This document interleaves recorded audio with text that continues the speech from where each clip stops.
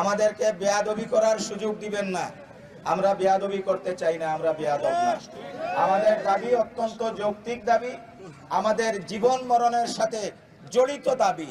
সুতরাং আমাদের দাবি মানতে হবে, এটাই আমাদের শেষ কথা।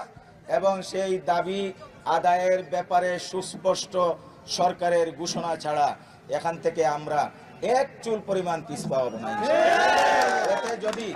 এতে যদি আমাদের কারো কোনো ক্ষতি হয়, সেই ক্ষতি আমরা সবাই মেনে নিতে প্রস্তুত আছি। আমার যদি কোনো ধরনের কোনো সমস্যা হয়, আমাকে যদি সরকারি কোনো এজেন্সির লোক তুলে নিয়ে যায়, এই আন্দোলন যেন থেমে না যায়। প্রত্যেকে কিন্তু সেখানে ছুটে আসবে।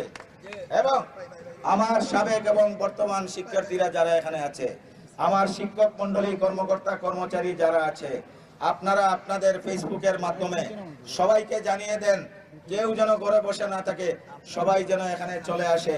আমাদের জীবন মরণ সমস্যা আমরা সম্মিলিতভাবে মোকাবেলা করব।